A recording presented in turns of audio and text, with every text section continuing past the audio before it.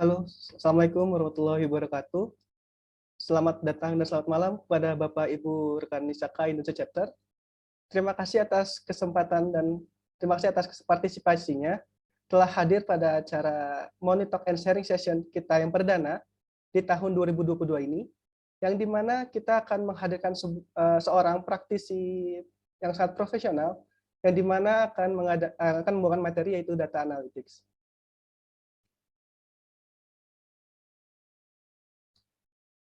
Ya, ini rundown untuk acara kita pada malam hari ini. Yang pertama itu ada opening remarks yang akan dibawakan oleh host. Selanjutnya akan sharing session yang akan dibawakan oleh Bapak Ainun Najib. Selanjutnya akan ada Q&A session yang akan dimoderatori oleh Bapak Erikman. Dan ada sesi quiz dan selanjutnya ada closing remarks. Ya, untuk panduan teknis dan tata tertib webinar, untuk pada para peserta, dihimbau agar peserta menggunakan perangkat yang terkoneksi internet dengan baik.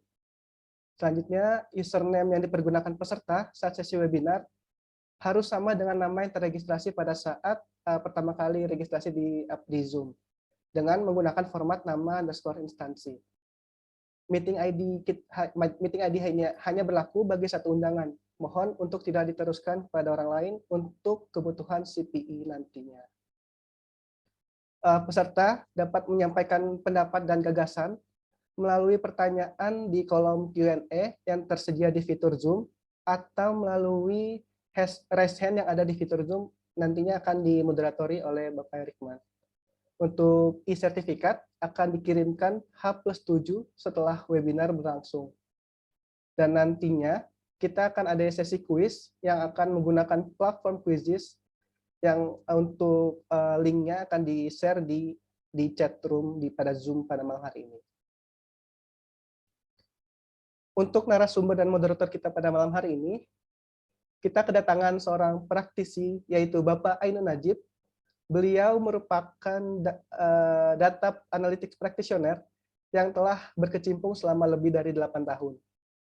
Organisasi yang pernah dilaksanakan oleh Bapak Ainun pada tahun 2020 sampai sekarang merupakan inisiator dan co-founder dari Kawal COVID-19. 2015 sampai sekarang merupakan co-founder Kawal APBD.org, dan 2015 sampai sekarang merupakan co-founder dari Code4Nation.id. Beliau juga pernah mengenyam pendidikan di Nanyang Technological University, Singapura, pada jurusan Computer Engineering. Moderator kita pada malam hari ini, yaitu Bapak Erikman Pardamaian. Beliau merupakan sekarang eksekutif tim dari ISAKA Indonesia Chapter pada tim program. Beliau juga merupakan Teknologi Risk Consulting Senior Manager at RSM. Organisasi yang beliau telah laksanakan yaitu pada tahun 2021 sampai sekarang merupakan eksekutif tim dari ISAKA Indonesia Chapter. Beliau juga pada tahun 2021 merupakan guest lecturer Singapore Management University.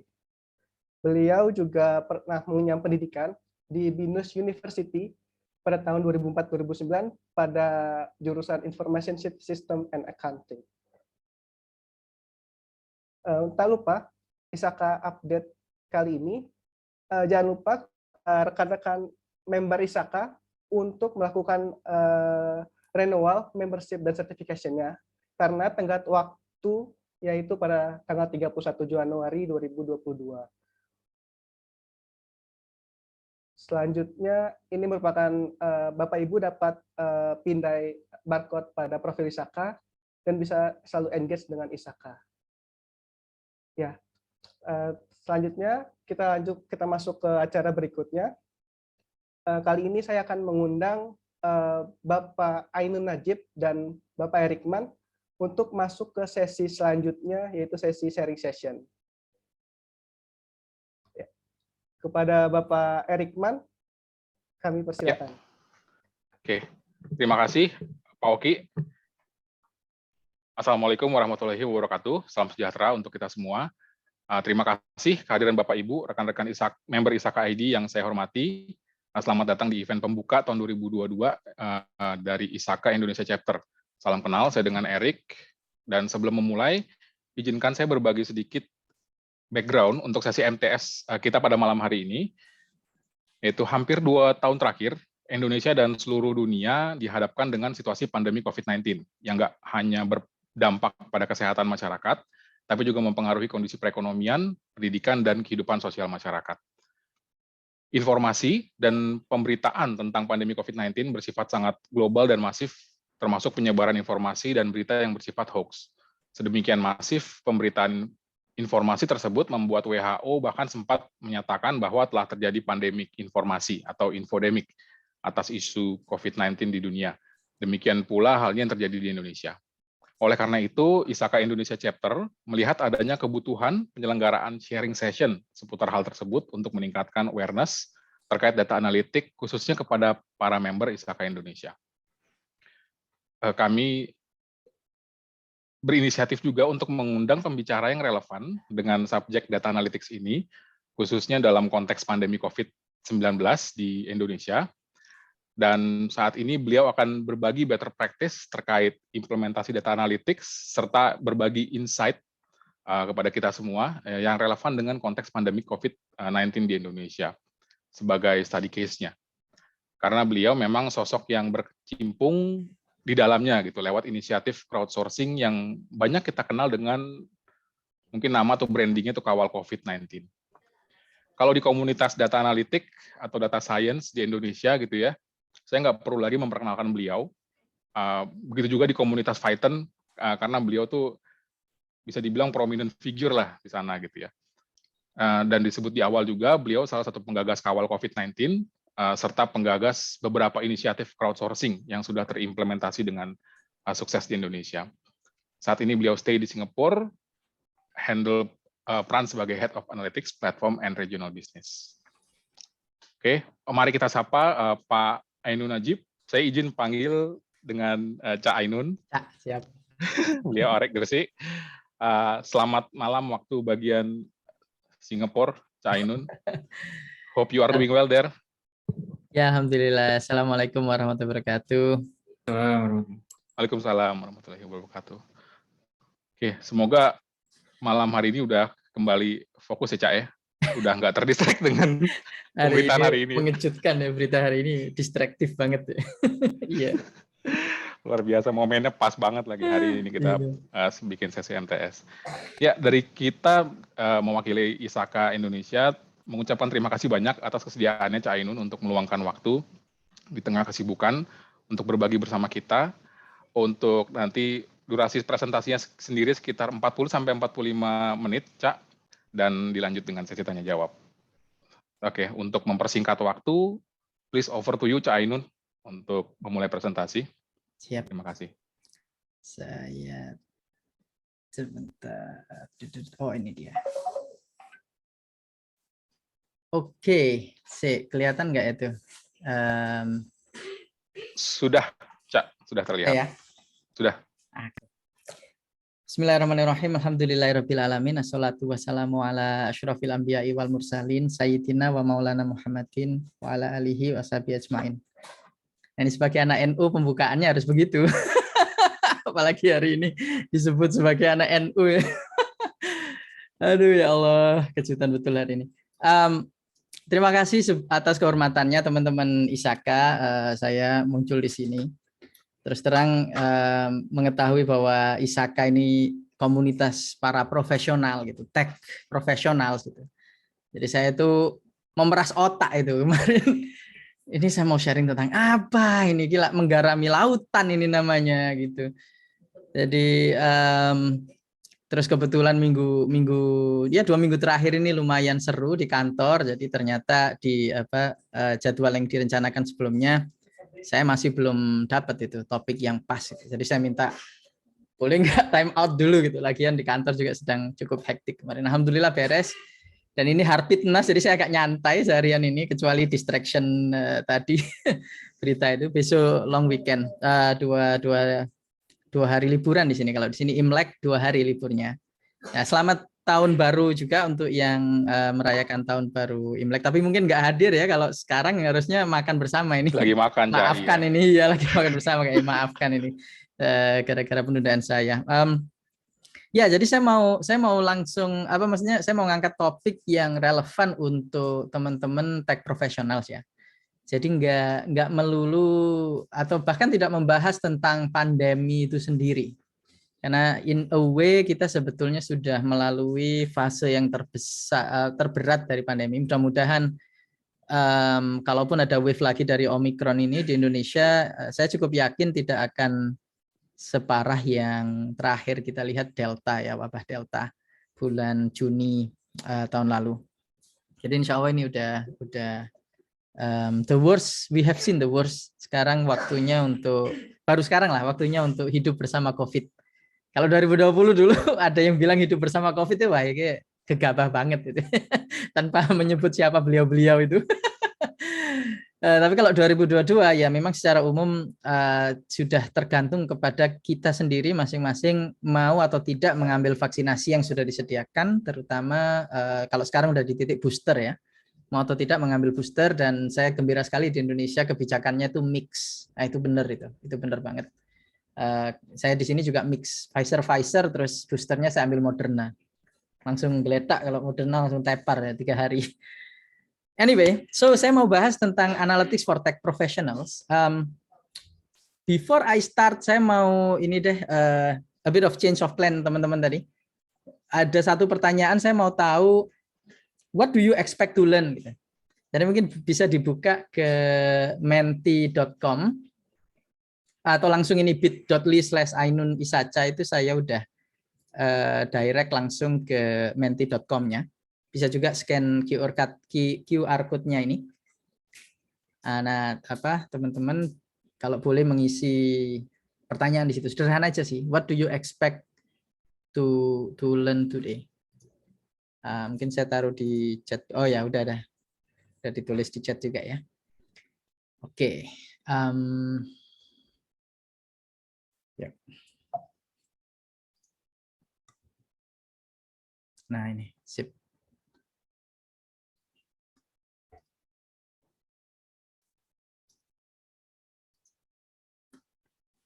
Control risk. Optimize. Insights. Definition of DA. Nah, menarik. Oke, machine learning, data governance.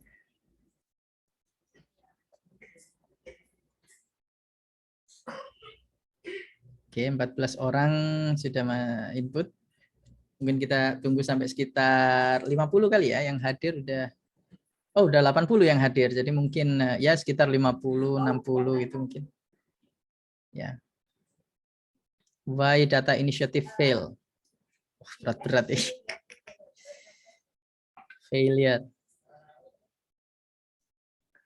Wah, data breach. Wah, seru banget itu data breach tuh. Itu bisa jadi topik tersendiri, panjang kali lebar juga itu. Practical implementation. AI auditability. Wow, that is fun. Yes, that is actually fun. Unfortunately we are not talking about that tonight. Tapi ya, AI auditability is a topic yang bakalan hot itu. Bakalan hot ke depannya. Ya, AI auditability. Yes. Ya mungkin kita simpan buat next topic, Cak. Enggak, Cak. Mumpung belum sibuk nih. Aduh. Oh, data governance ini ya, common ini ya, common. I would say I agree with that ya. Iya, Cak. Ini mungkin tadi saya juga salah satu yang nge-put data governance di mentinya. Karena memang mungkin kalau saya boleh share sedikit di komunitas di Saka Indonesia Chapter, kita terdiri dari berbagai macam stream yang handle area related technology atau information system, ada yang di streamnya assurance, ada yang di streamnya governance, dan security. Nah, that's why yang relate dengan data science atau data analitik yang mau kita bahas hari ini, mungkin ada terms data governance, ada terms juga data mungkin yang lagi ramai data privacy, data confidentiality. Yeah. Nah, satu yang mungkin yang pop up di kepala saya juga terkait dengan data governance ini. The Yes, link between data governance, how we can support the data science, how we can persimpangan lah gitu ya antara data governance dengan data analytics, data science itu seperti apa sih biar lebih dapat gambarannya. Oke, looks like udah mulai stable ini, steady state. Komunitas GRC sih memang ya, jadi data governance memang jadi penting banget. Itu juga seru tuh, lagi topik seru juga di kerjaan saya, termasuk dalam tim kecil yang sedang merumuskan data governance. Anyway, mungkin juga deep dive ke sana, mungkin sesi lain, tapi sekilas nanti insya Allah saya bahas sedikit tentang governance juga ada kaitannya. Okay, so let's go back to the slide so gini. Okay. Alright, so yang saya mau share today ini langsung ada bocorannya. Saya selalu gini kalau present langsung aja key takeaways-nya di awal gitu. Wow. Ya, jadi key takeaways tonight itu saya mau bahas start with why. Ini saya selalu pakai ini most important thing yang sounds basic but a lot of people actually forgot. Lalu 5 whys, kemudian fallacies, then don't forget about why, then about what do the data say. Nah, terus have I said about why? Jadi ini key takeaways ya, key takeaways ini. 6 ini insya Allah. Tapi sebelumnya I want to say kalau karena audiensnya ini teman-teman tech profesional dan saya nggak mau menggarami lautan, jadi saya mengasumsikan kalau teman-teman sudah familiar dengan beberapa key points yang menurut saya fundamental ya di dalam dunia data science, AI, data governance, semuanya nih. Pokoknya yang sebutannya data, big data, apapun itulah istilahnya banyak banget sekarang kan. This world of data, itu yang paling fundamental I list down here are these 5 components ya.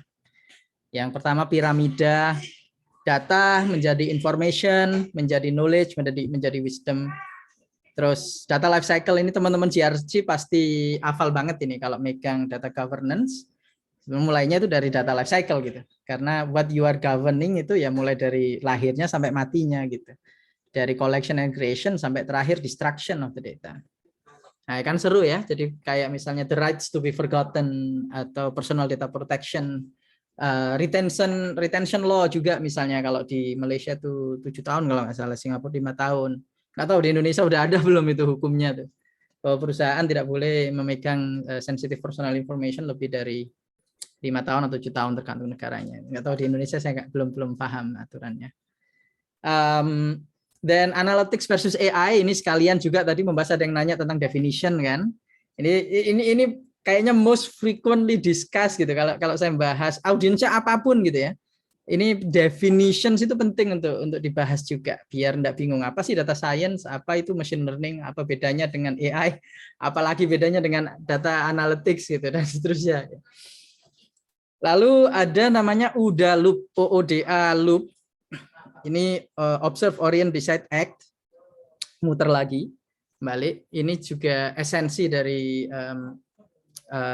doing data sebetulnya ya, baik analytics maupun AI. Dan terakhir iterative experimentations, misalnya A/B test ya, yang di situ continuous improvements dan experimentation itu menjadi culture. Nah ini asumsi saya teman-teman familiar, cuman just to go very quickly, tidak berniat menggarami lautan sama sekali, one by one ya. Jadi the data information knowledge wisdom DIKW pyramid ya. Ringkasnya ya data itu segala sesuatu yang kita bisa catat. Information itu segala sesuatu yang dapat kita pahami. Nah kalau data yang tercatat bisa difahami, ada maknanya, ada tafsirnya, nah itu berarti information. Tapi kalau sekedar binary 01 atau some random words atau data yang encrypted lantas lupa decryption key-nya hilang, ya itu data aja tapi bukan information karena nggak bisa difahami gitu. Knowledge itu information yang relevan dan berguna. Jadi kalau misalnya tadi konteksnya pandemi misalnya, Lantas informasi harga bawang putih ya nggak relevan, itu informasi, tapi untuk terkait kebutuhan pandemi itu bukan knowledge gitu. Atau misalnya Anda seorang auditor keuangan gitu, terus informasi berapa pasien COVID positif saat ini, ya itu informasi aja buat Anda, tapi itu bukan knowledge karena nggak relevan untuk kepentingan audit keuangan. Nah, relevan dan berguna. Wisdom, nah ini yang puncaknya itu, esensinya itu, dari semua knowledge yang relevan dan berguna itu, lantas bisakah kita mengetahui apa yang mestinya kita lakukan? What should we act? Kalau pakai hadis al ilmu bila amalin kasyajari bila tamarin gitu ya, jadi nggak ada buahnya gitu. Punya data information knowledge, kalau nggak jadi action, kalau nggak jadi amal, ya seperti pohon nggak ada buahnya. Atau kalau kita pakai filosofi Yunani, ya Aristoteles pun ternyata pernah bilang demikian, the purpose of knowledge itu ya action, bukan sekedar knowledge tahu gitu, tapi beneran it's an action gitu. Oke, sip. Ya. Nah, terus data life cycle tadi. Data life cycle mulainya dari collection, creation and collection, terus kemudian storage and processing, lalu kemudian usage and part of usage itu juga doing analysis di situ to make decisions itu tadi. Terus part of maintaining the life cycle juga, then how do we access it, how do we retrieve it, how do we retention rules-nya dan distraction-nya juga seperti apa, handling-nya. Nah, ini perspektif yang saya pakai untuk mental shortcut-nya data life cycle itu apa sih gitu. Relevan dengan piramida DIKW tadi. Information technology itu ngasih kita bits and characters tadi ya, data, sesuatu yang bisa kita catat. Lalu kemudian data engineering, data warehousing itu membantu kita dari bits and characters itu tadi untuk jadi information, karena ada strukturnya, ada definisinya, ada matrix, ada accuracy level of, ada timeliness di define dan seterusnya, itu jadi information. Nah, baru kemudian statistical techniques yang disebut data science, di dalamnya ada machine learning techniques, bahkan ada deep learning techniques juga. All these techniques itu membantu kita untuk menjadikan information tadi jadi knowledge gitu, sesuatu yang relevan. Misalnya gini, kalau sekedar tahu berapa jumlah orang yang order rides, rides sih bahasa Indonesia apa ya? Ya bahasa Indonesia apa ya? Rides dari A to B, misalnya dari Hotel X ke Plaza Senayan gitu misalnya. Nah itu sekadar information kan, sekadar information. Tapi kalau kemudian menggunakan statistical methods, terus bisa diketahui bahwa sebaiknya mengoptimasi supply misalnya drivers di area tersebut pada jam-jam tertentu, hari-hari tertentu. Nah itu jadi knowledge. Jadi kita tahu, dan itu bisa kita peroleh melalui teknik-teknik statistik data science. Nah akhirnya yang paling terakhir itu tadi kan, data itu useless kalau tanpa action, tanpa wisdom. So the actual decision making gitu. Nah jadi based on those knowledge yang biasanya disimpulkan oleh data scientist, disimpulkan oleh data analis, dan disuguhkan kepada human decision makers, atau disimpulkan oleh model, machine learning model yang dibikin oleh data scientist. Nah, ini kesimpulan-kesimpulan ini, insights ini harus menjadi decision. Dan ketika sudah menjadi decision, baik itu oleh human maupun oleh machine, itu lantas harus menjadi action. Nah, jadi saya melihatnya data life cycle itu esensinya begini. Karena kalau sekadar yang tadi, collection, storage, proses, nah itu kita bicara baku banget. Baku apa ya? Jadi beneran seolah-olah itu kayak nggak ada maknanya, nggak ada esensinya. Mau itu kayak mindahin kertas gitu kan? kalau analogi ke dunia nyata gitu, kita punya setumpuk kertas isinya data dan informasi, terus kita pindahin gimana caranya supaya tetap bersih, tetap nggak kececeran dan nggak bocor, nggak jadi bungkus apa namanya kacang gitu kan, data pribadi orang jadi bungkus kacang, CV-nya siapa gitu jadi bungkus. Kayaknya pernah viral waktu itu ya, Bu Susi apa ya, lupa saya. Jadi masuk bungkus dokumen rahasia negara kalau saya. Iya, dokumen rahasia negara jadi bungkus kacang. Ya Allah Gusti. Nah itu jadi kan kaku gitu ya. Nah sementara kalau kita ngelihatnya dari perspektif runut data sampai jadi wisdom action itu tadi, kita tahu apa namanya relevansinya. Nah ini yang kita bicara definisi-definisi tadi ya, analytics versus AI. Saya mulai dari analytics versus AI dulu. Nah kita tadi udah establish, udah agree bahwa data is useless without actions kan, karena even when it becomes knowledge, it's useless. Knowledge is useless without actual action gitu, dengan amal ya. Nah karena kita udah setuju itu, berarti selangkah sebelum action itu kan decision making, karena untuk mengambil action kan ya kita harus decide dulu actionnya apa yang dilakukan kan. Nah, so analytics itu the art of decision making yang dilakukan oleh human. Jadi seorang manusia mengambil decision, baik itu strategi, go to market atau tiap minggu bisnis strategi yang gimana, operational tiap hari juga mesti gimana. Itu the art of decision making dilakukan oleh human dan berdasarkan data, atau bahkan lebih baik lagi data driven istilahnya ya. Itu analytics. Nah, kalau yang make decision based on data adalah human, analytics. Kalau AI itu yang make decision machine, automated. Jadi misalnya, Anda dapat motor yang mana, driver yang mana, atau Anda dikasih harga berapa ketika lagi search. Anda booking mobil dari A ke B. Gitu. Itu kan diautomasi oleh machine learning model yang diimplement. Jadi decisions are being made, tapi being made by machine, automated. Nah, itu AI. Tapi esensinya sama. Kita punya data, kita mengolah itu dari data, information, knowledge, wisdom, terus jadi action, dan sesaat sebelum action itu adalah decision. Nah, esensinya sama, tinggal soal decision-nya itu by human atau decision-nya itu by machine automated. Prosesnya juga sama siklusnya. Siklus yang tadi life cycle itu sama. Siklus kayak apa namanya UDA loop-nya itu juga sama. Saya belum masuk UDA loop.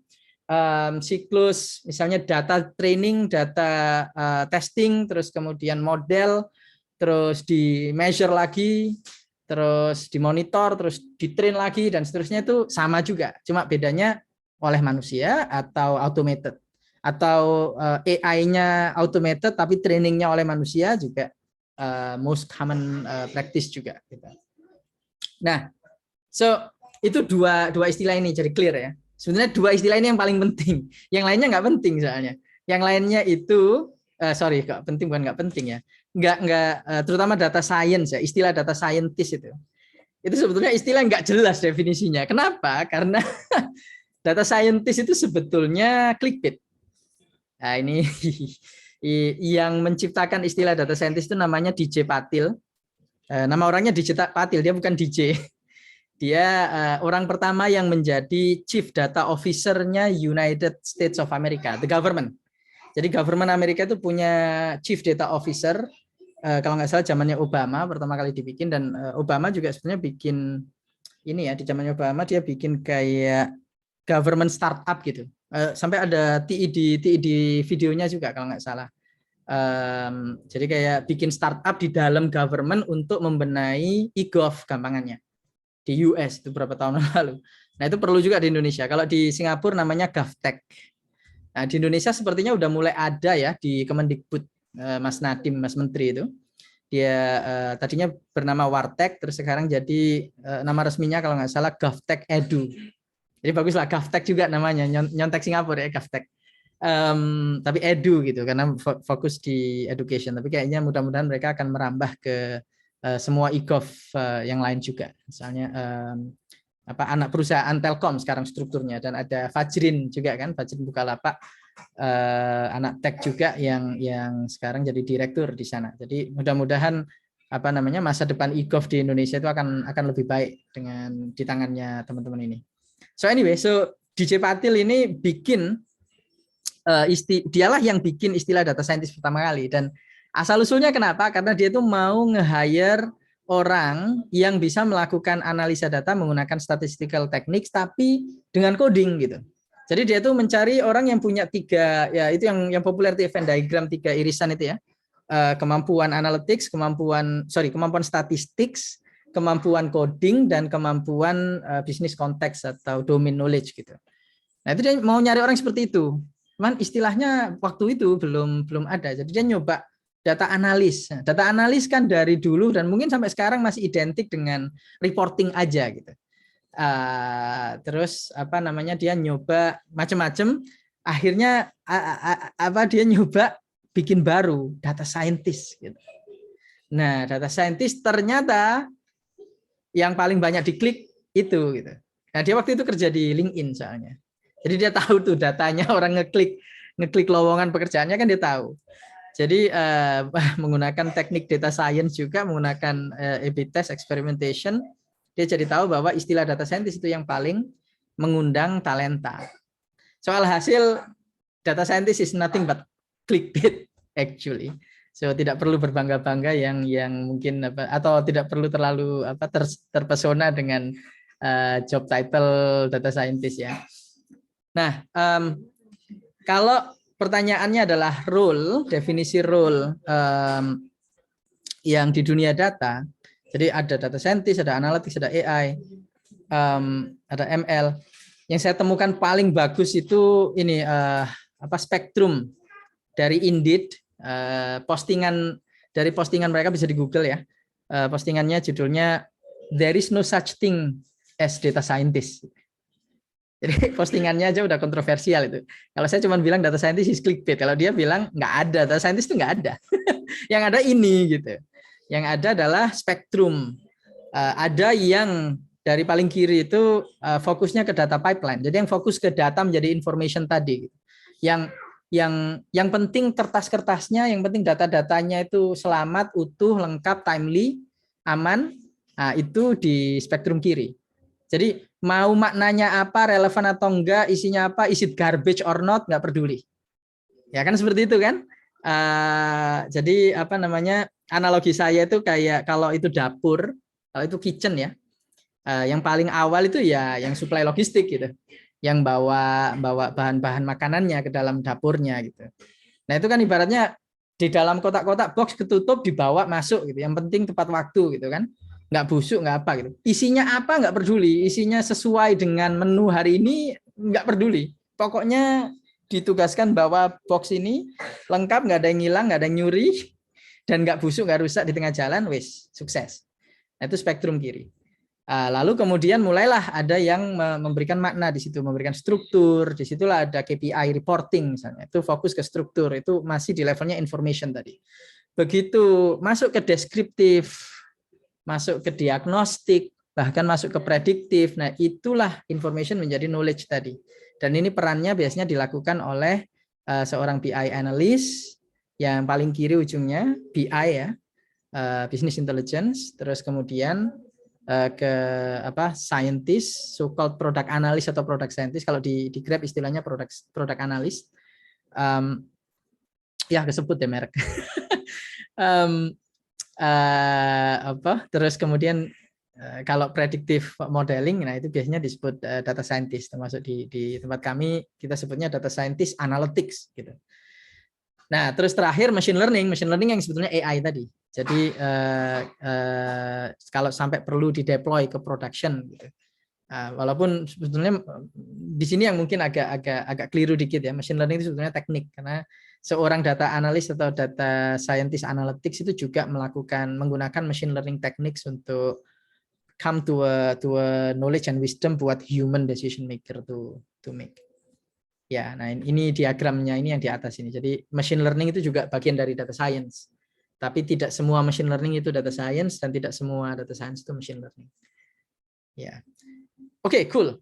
Nah, yaitu jadi ke cover juga kan definisi dari ujung ke ujung. Di mana data warehouse ya di diagram ini data warehouse ada di KPI reporting dan pipeline. Terus di mana data governance ya data governance sebelumnya end to end tadi. every single one, dan termasuk yang menarik tadi yang disebutkan di survei tadi, AI auditability. Oh, itu seru banget itu. Itu kayaknya the future, tapi kita masih jauh lah. Kayaknya kita masih jauh, kita beresin yang fisik dulu, yang fundamental dulu. Alright, now OODA loop, observe, orient, decide, act. Nah ini esensi dari apa ya, penggunaan data dimanapun. It's a never ending cycle. Jadi kita observe, measure ya, measure. Kita ngambil data itu kan measurement, collection tadi kan, atau creation. A good way to look to apa namanya, mental shortcutnya ya, mental picture-nya itu data. I mean the world of data itu sebetulnya kan digital representation of reality.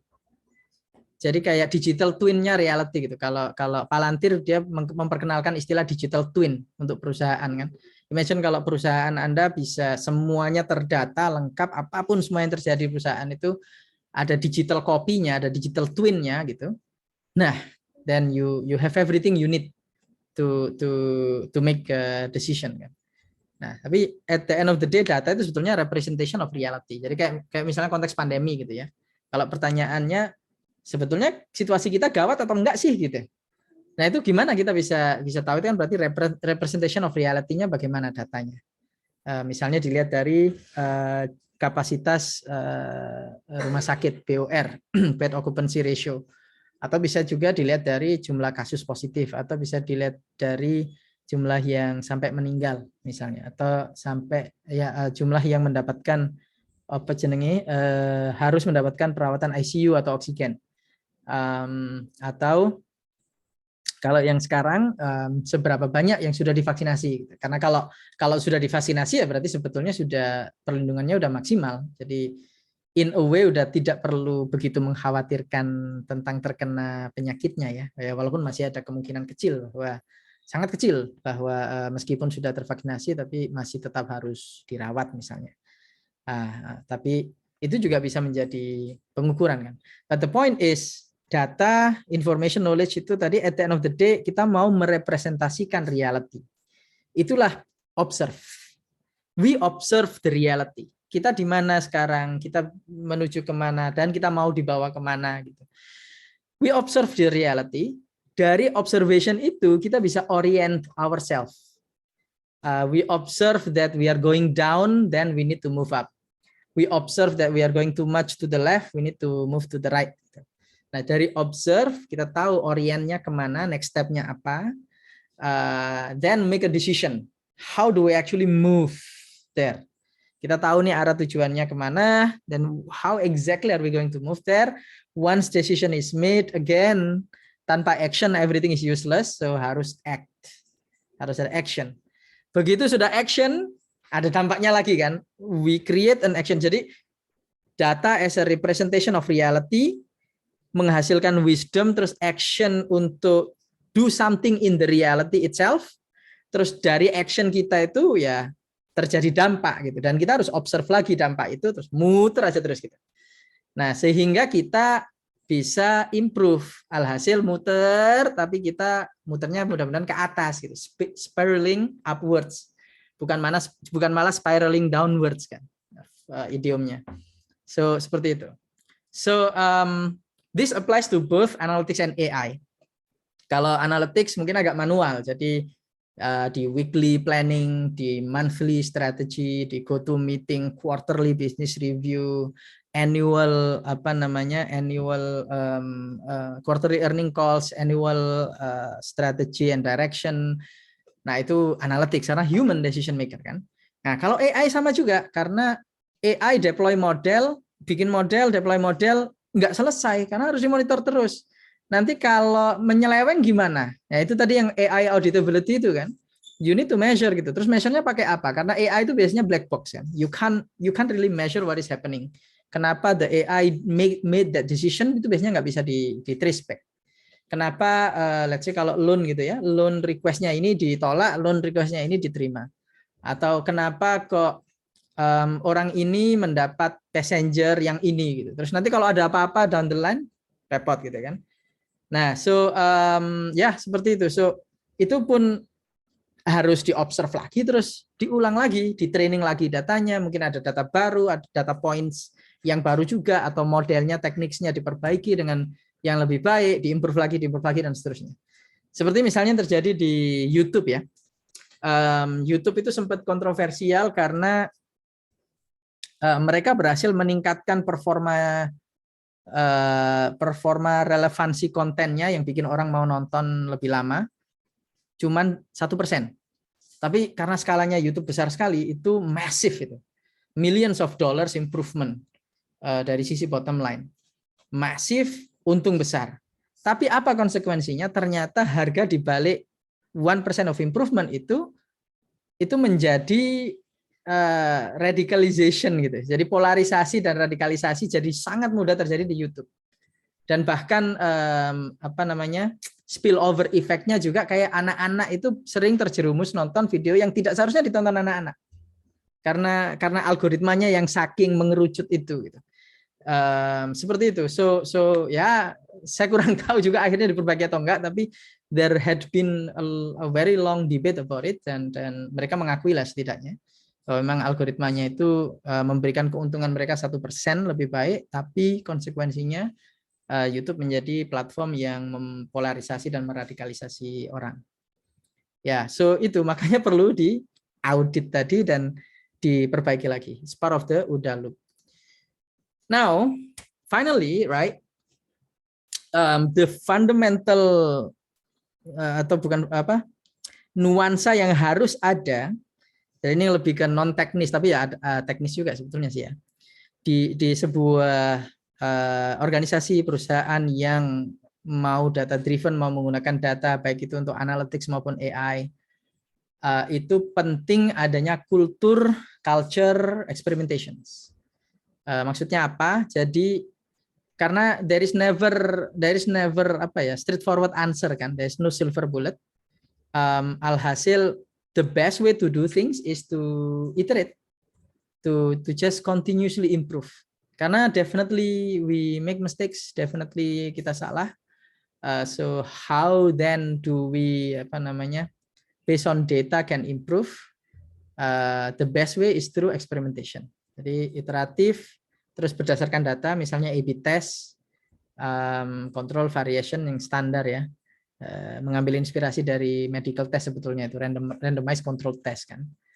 Sebisa mungkin dibikin semirip mungkin dengan randomized control test di dunia medis itu, tapi dalam prakteknya memang tidak semudah itu. Misalnya universal control group itu susah sekali. Membikin satu grup consumer atau satu grup use case yang mereka nggak pernah terekspos any of the experiments. Jadi mereka akan selalu bisa jadi benchmark. Ini susah. Ini I'm not sure if any companies have nailed this down. Emang susah banget. Karena pasti bocor. Orangnya sendiri mungkin kayak ganti username atau pindah, punya multiple phone dan seterusnya, itu susah banget. So yeah, but as ideal as possible, as randomized control as possible, experiments with data needs to be done. Karena prinsipnya ya itu yang saya tulis, saya quote yang saya taruh di bawah itu. In God we trust, all others bring data. Ya, pentingnya experimentation kan itu. Jadi kalau kita punya idea atau opini, kita punya hipotesis, kita curious about something, without data, then it's just opinion, it's just hunch, it's just gut feeling. Tapi dengan data, then you have credibility, you have ground truth. Ya, seperti itu. So, culture of experimentation. Yep. Now, itu 5 garis besar yang menurut saya fundamental yang mesti ada. Dan mudah-mudahan teman-teman belum bosen ya, karena harusnya udah banyak yang familiar dengan itu tadi. So, now the question is, what do you think is missing? Dari so far yang kita udah bahas 5 komponen tadi ya. Kalau kita coba revise lagi. DIKW piramid, data life cycle, runut dari data sampai wisdom tadi, analytics versus AI, definisi dan spektrumnya tadi, terus OODA loop, applied to both analytics and AI, terus culture of experimentation and continuous improvements. Nah, kira-kira apa nih yang belum kita bahas? What do you think is missing? Nah, ini di surveinya bisa dibuka lagi. Harusnya udah pindah ke apa? Yang berikutnya ya, sih. Pindah nggak ya? Gimana caranya saya pindah ini?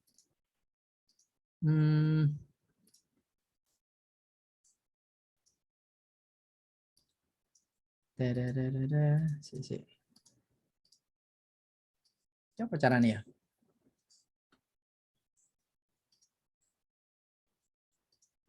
Gini. Yes. Nah, coba linknya tadi dibuka lagi. What is missing? Ya udah ganti kan pertanyaannya udah ya? Ganti, betul. Sip. Oke, silakan diisi gitu. Biar saya juga ada waktu buat minum nih.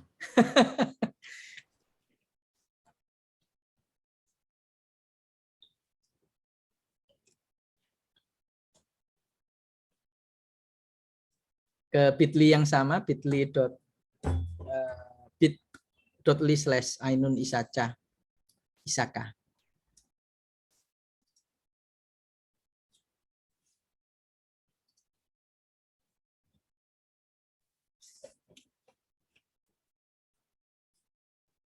Sembari nunggu teman-teman ngisi, Cak, mau remind sedikit, Cak, untuk timeline-nya kira-kira sekitar 10 menit lagi ya, Cak, ya. Oh ya, wah, saya kalau udah ngomong ternyata ini lupa waktu ya.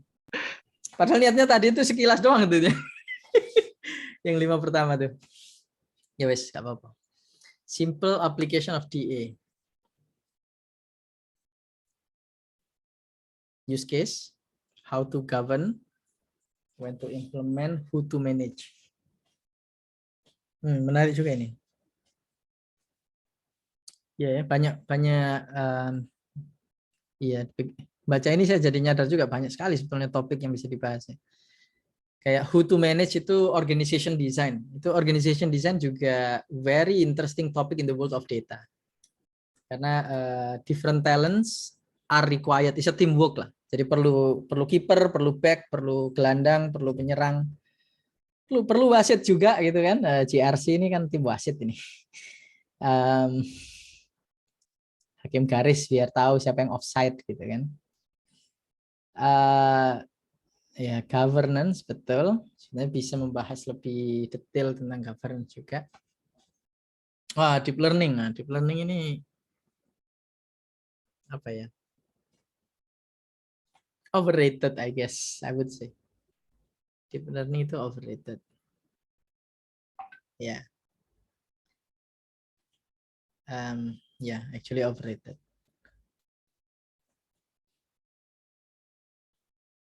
Rule from the government, visualize, orchestra, specific tool. Nah, specific tool sih ambil training aja kayaknya. Banyak banget deh. Banyak banget tool. Medtech.com itu diupdate nggak ya sekarang ya? Saya biasanya merujuk ke sana tuh. Medtech.com.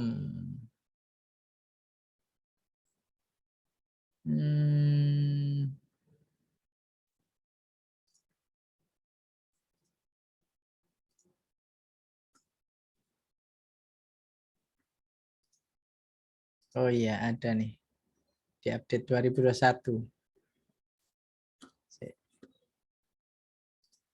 Ya, mungkin sekilas menunjukkan tentang tools ya. Kenapa tools mendingan ambil training aja karena kayak gini. Ini landscape-nya nih. Medturk ini nama orang ya, medturk.com. Turck. Nah, ini dia selalu mengupdate ya tiap tahun. Nah, ini yang terbaru November 2021. Kayak gini nih. Ya, ini silakanlah kalau mau belajar specific tools ya, tinggal pilih itu yang mana tuh. Dipilih nih. Buat yang mau procurement juga silakan dipilih. Oke, right. Apalagi nih yang missing? Oke, right. 10 minutes, so let's move on. Yeah, then I will probably have to disappoint every single one of you karena yang kita belum bahas dan saya sebenarnya mau jadi key takeaways hari ini tuh nothing nothing hard and specific technology tools, skill set, domains, area. It's a very long. It's every single topic is one class on its own, I think. So balik lagi 6 key takeaways tadi. Apa sih yang saya maksud dengan 6 ini gitu? Kenapa saya bilang start with why, 5 whys, fallacies, don't forget why, what do the data say, have I said about why. 6 ini adalah ini. Jadi yang pertama, what is your ultimate end goal? Itu start with why. Kita harus tahu dulu mau ngapain sih sebetulnya, ngapain kita ngumpulin data banyak-banyak, ribet, mahal, investmentnya, talentnya harus dibikin, belum lagi resiko dan sebagainya, data breach, governance, compliance, was rumit. Why are we doing all this? Gitu, to begin with, itu ultimate end goal-nya apa? Yang kedua, 5 whys itu I'm talking about we need to build from first principles. I will talk more about that later. Terus fallacies itu maksudnya kita ini pada akhirnya tetap human ya, baik ini dalam konteks analytics maupun AI. Karena kayak AI auditability tadi kan ada elemen AI bias misalnya atau AI ethics, itu ada elemen si programmernya gimana tuh coding modelnya kan, gimana dia collect datanya bias atau enggak, bias ras atau enggak misalnya kalau konteks misalnya contoh yang populer tentang kulit hitam dan kulit putih di Amerika ya. Datanya ada class imbalance yang sangat besar. Nah itu ada pitfalls, ada fallacies karena pada akhirnya kita human, baik kita human analytics, data science yang mau help other human to make decision maupun mau build machine learning model yang automated di AI gitu to make decisions. Terus yang sebelumnya tadi apa? Don't forget why gitu. Don't forget why nanti akan ketemu titik di mana things won't be ideal, so we have to always remember, don't forget what is the end goal. Nah, terus what do the data say? Yang sebelumnya saya sebutkan, what do the data say? Itu so finally after all this, do we actually have a ground truth at least to stand on? Nah, terus finally we interpret and make decisions towards the end goal, which is like reminding again what is the end. So all this end to end adalah how do we interpret data and make decisions. Apalagi kita bicara analytics ya, malam ini topiknya data analytics, dan analytics is making decision by human. Yang berarti interpretation of the data itself juga by human gitu kan. Alright, cool. So start with why. Ya kalau boleh pakai hadis lagi gitu, innamal a'malu binniyat gitu kan. Pada akhirnya memang segala sesuatu action itu tadi the end goal of everything data itu tergantung tujuannya apa sih gitu, niatnya apa gitu, what is the end goal, why-nya apa, and we have to start with why. Ini bukunya Simon Sinek ya, filosofinya Simon Sinek, it's very good, highly recommended. Di YouTube juga udah banyak di talk-nya maupun video interviewnya dia. So we have to always start with why, dan why defines our North Star. North Star ini kayak tujuan akhir yang selalu jadi referensi setiap kali kita dalam iterasi atau spiral itu tadi ya. All those confusion, as long as we have a clear North Star, we know whether kita we know how to orient ourselves and we know how to iterate and improve. Oke. Ya. Terus getting to the first principles, ini yang tadi saya sebutkan 5 whys ya. 5 whys itu metode untuk kita udah punya masalah, terus kita mau tahu fundamentally apa sih root cause-nya, fundamentally apa sih yang esensial gitu dari permasalahan ini. Nah, so 5 whys itu sebetulnya sama dengan first principle, cuman beda arahnya aja. Kalau 5 whys kita tahu gejalanya, kita tahu masalahnya, kita tahu produk akhirnya gitu, konsekuensi akhirnya. Kita mau tahu fundamentally apa sih yang mendasari itu semua. What are the principles-nya? What are the first principles-nya? Akidahnya apa gitu. Itu top down. Sementara first principles itu kalau kita udah clear nih, first principles-nya apa aja, nah kita bisa membangun bottom up. Dan membangunnya dalam konteks ini berarti menggunakan data. So If we know our why and we know what are the structure, what are the key first principles-nya. Misalnya kalau dalam perusahaan, my first principle adalah customer satisfaction is number one. Itu misalnya Amazon, gitu kan? Amazon itu clear banget, customer centricity itu first principle mereka. Yang lain itu nggak boleh ditawar, yang lain boleh minggir. Nah, so dia punya first principle and then they build from there. Oke, kalau kita bicara customer centricity, terus do we collect data about our customers, about their interactions in the platform? Do we measure their satisfaction, CSAT? Do we measure their promoter score, NPS, gitu kan? And do we measure their implicit signals juga? Kayak misalnya Netflix itu keren banget itu. Jadi kalau CSAT, NPS itu kan eksplisit. Kita nanya ke customer kan, terus mereka jawab eksplisit. Yang lebih keren itu implisit, yang mereka secara tidak sadar ngasih tahu kepada kita. Itu Netflix terkenal karena mereka ngukur itu. Anda kalau nonton berhenti di menit keberapa, terus nggak lanjut lagi. Nah itu implisit karena you are actually telling Netflix I don't like this movie.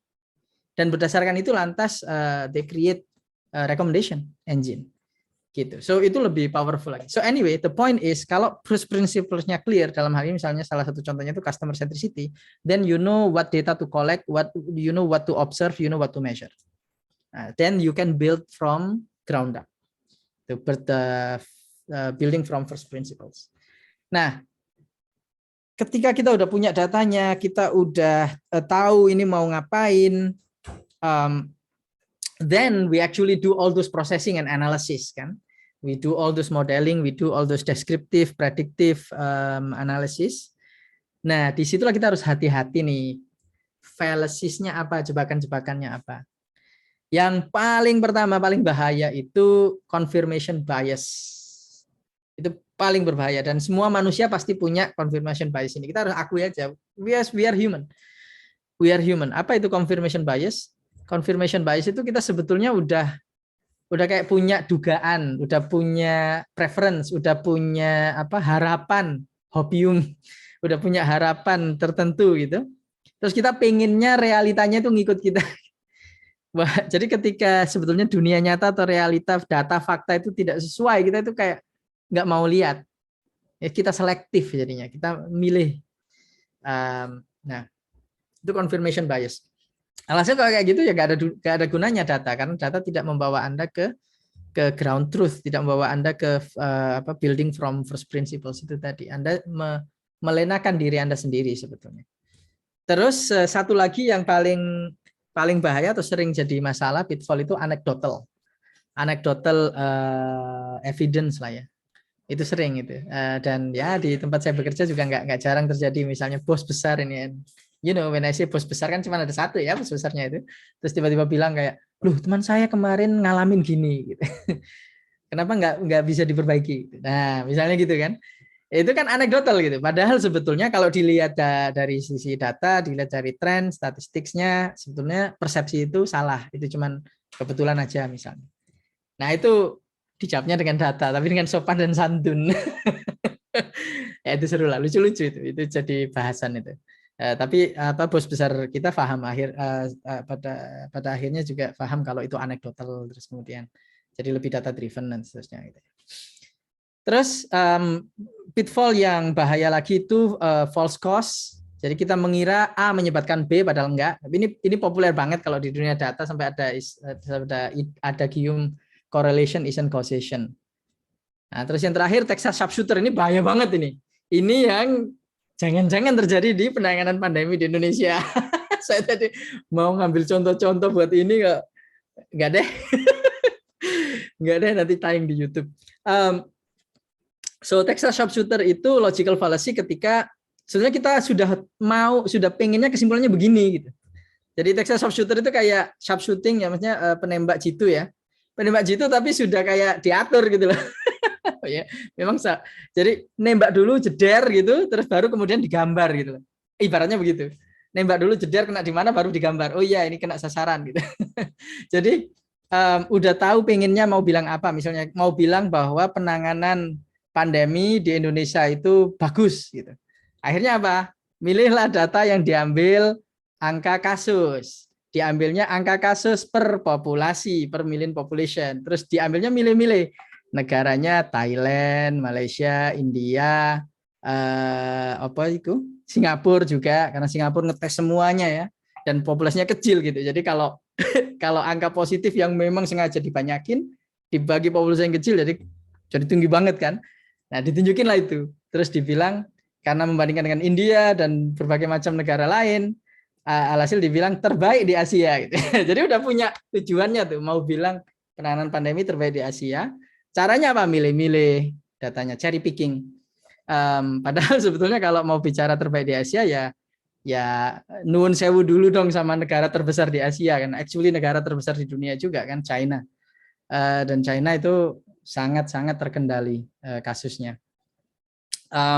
Anyway, or worse ya, kalau itu tadi pitfalls fallacies ya, paling parah itu kalau emang sengaja mau bohong ya, sengaja mau membohongi publik, sengaja mau membohongi atasan, misalnya karena apa namanya ABS, kultur ABS, atau mau membohongi customer, mau membohongi regulatory bodies gitu.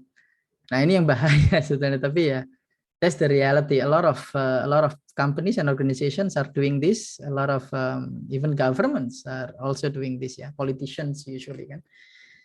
So ya kita sebagai pengamat ya harus tahu trik-triknya. Alright, so now yang terakhir, kok yang terakhir tadi ini yang kelima kayaknya.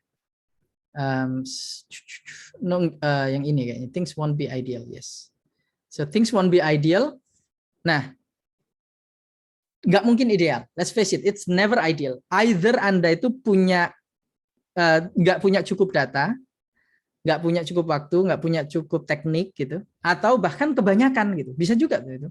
Datanya kebanyakan, bingung ngolahnya, terlalu banyak possibilities, terlalu banyak hypothesis, terlalu gede. Yang kalau mau eksperimen itu, yang dieksperimen harus banyak banget, nggak bisa. Dan eksperimen design itu you need to be careful karena running multiple experiments at the same time itu bisa saling interfere, saling ngerusak.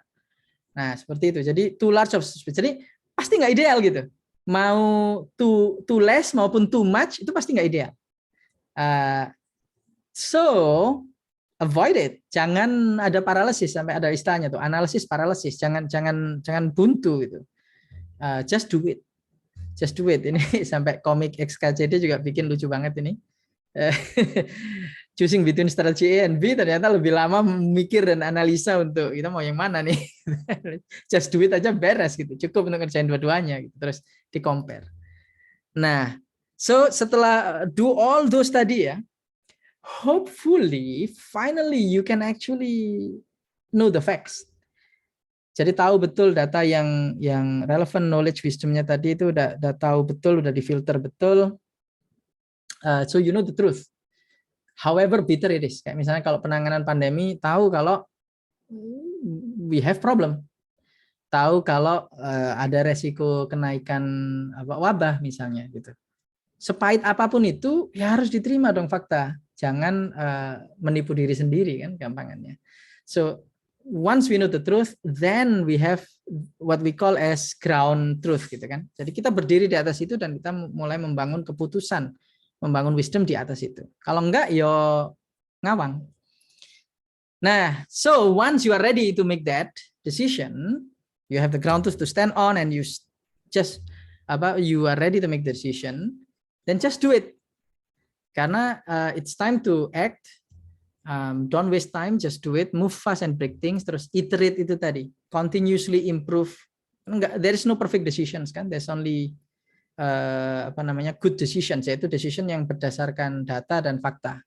Itu good decision, tapi belum tentu menghasilkan good outcome juga. So make mistakes, iterate lagi. Right. So finally ya, as always, intisari dari semua ini adalah jangan melupakan tujuan akhir. Tujuan akhirnya apa?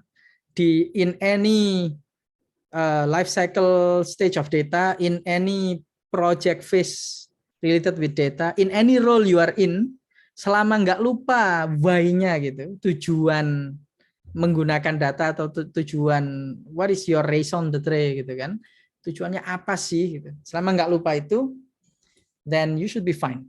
You should always be able to reinvent yourself and reorient yourself to the ultimate objective. And finally, saya mau close dengan ini, terutama kaitannya dengan pandemi tadi ya. I love this quote karena above all, don't lie to yourself. Jadi ya membohongi orang lain mungkin oke, membohongi publik oke, membohongi rakyat ya mungkin oke, mungkin masih bisa dimaafkan gitu. Tapi jangan membohongi diri sendiri. Jadi kalau memang situasinya buruk ya diakui buruk dan secara internal melakukan apa yang diperlukan. Dan kalau kita melakukan kesalahan ya nggak diakui saja kita melakukan kesalahan. Jadi kita tidak halu, tidak hopium, tidak berharap buta atas toxic positivity gitu ya. Berharap buta atas sesuatu yang tidak sebetulnya terjadi gitu. Terus kita malah oblivious, terus malah kelindes. Analogi saya kayak nyebrang jalan tapi merem gitu. Nggak ada truk. Selain membohongi diri sendiri, malah kelindes. Demikian. So I hope siapapun yang megang data dimanapun konteksnya, at the very least above all, do not lie to yourself. Demikian saya tutup. Matur nuwun. Assalamualaikum warahmatullahi wabarakatuh. Waalaikumsalam. Cak Ainun, terima kasih untuk sharing sessionnya. So pack. Overtime pasti nih ya. Lewat berapa menit nih? No worries lah. By the way, kalau tadi Cak Ainun bilang in every single keywords itu bisa jadi topik sendiri ya. Kalau kita ngomongin data science kayak tadi yang udah di-blast teman-teman. Mungkin sembari kita discuss, silakan Bapak Ibu, rekan-rekan member ISAKA Indonesia Chapter untuk raise hand kalau mau ada yang ditanyakan kepada beliau gitu, atau mungkin mau put question di kolom chat, dipersilakan. Cak, saya mungkin sembari nunggu teman-teman ada yang mau ditanyain gitu ya. Ya. Tadi Cak beberapa kali ngomongin tentang salah satu kuncinya itu keep iteration, do mistakes, to improve. Nah, itu mungkin kayak semacam benang merah dari tadi di awal terus sampai di akhir gitu. If you would like to success in data science or data analytics world gitu. But I mean gini, kalau misalkan di company, ukuran company gitu ya, if we do some mistakes, not every single company maybe would say that that's a better practice to conduct this data science practices gitu. Ada yang mungkin pertimbangannya cost yang pasti ya Cak ya, ada yang pertimbangannya pasti investment yang harus ditanamkan.